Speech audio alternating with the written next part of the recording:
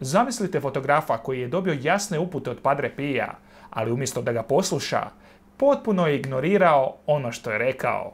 Ovaj prijestup naravno nije prošao nekažnjeno, ali iz njega je proizašlo čudesno svjedočanstvo.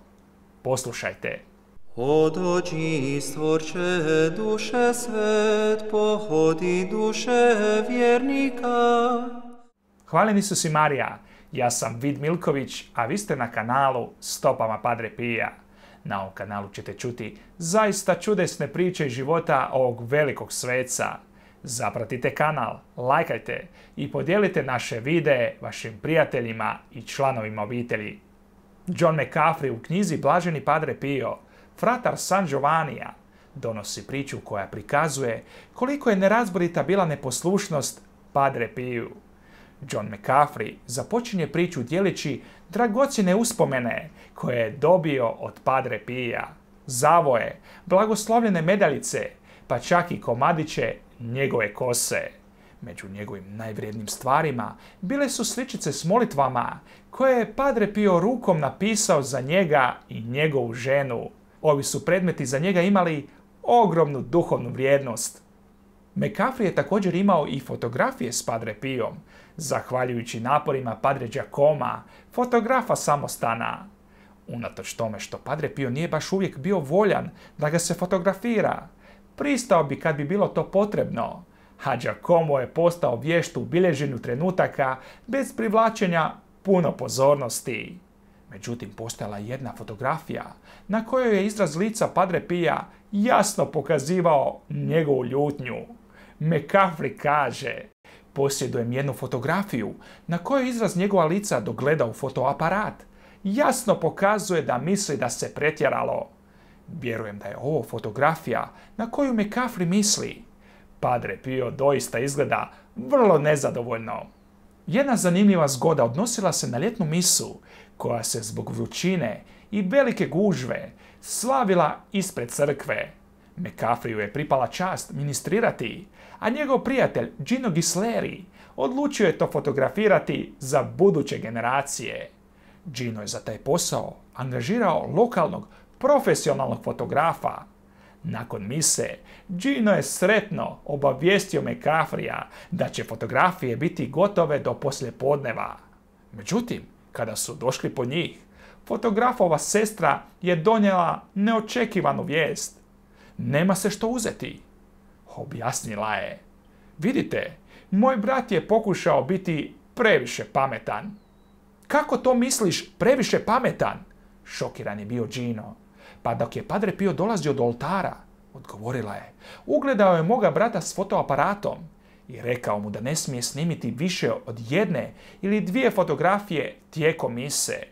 Moj brat je pristao, ali je onda ispucao 2 cijela filma. Svi su izašli prazni. Pogledala ih je kao da želi reći: što je očekivao? Kako netko može biti tako glup?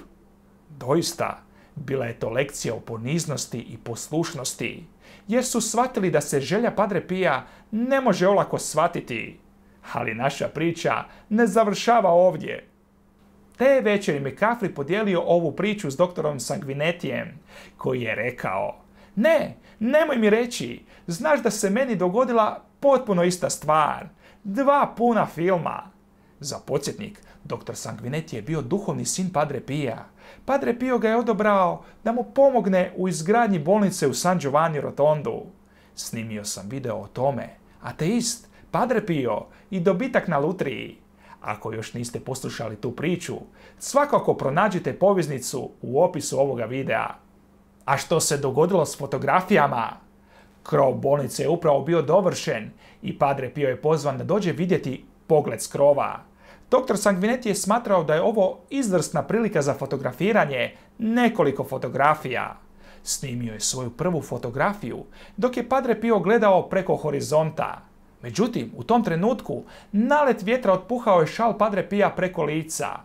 Dok je namještao šal, primijetio je kameru i rekao: ne doktore, bez fotografija molim.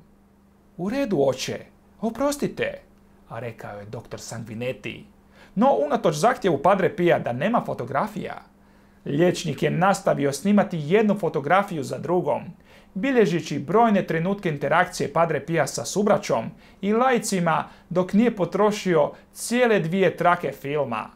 Međutim, kada je film razvijen, izašla je samo prva fotografija, ona snimljena prije zahtjeva Padre Pija.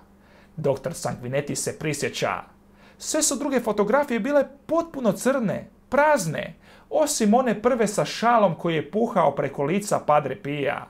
Ona koju sam fotografirao prije nego što mi je zabranjeno. Ako ste novi na kanalu, provjerite jeste li se pretplatili i kliknite zvono podsjetnika. Ne zaboravite upisati svoje molitvene nakane na našoj web stranici za svetu misu koju će svećenik služiti na nakane svetog Padre Pija i vaše nakane. Oče Pio, moli za nas. In nome del Padre, del Figliolo e dello Spirito Santo, così sia. Sia lodato Gesù e Maria, oggi e sempre.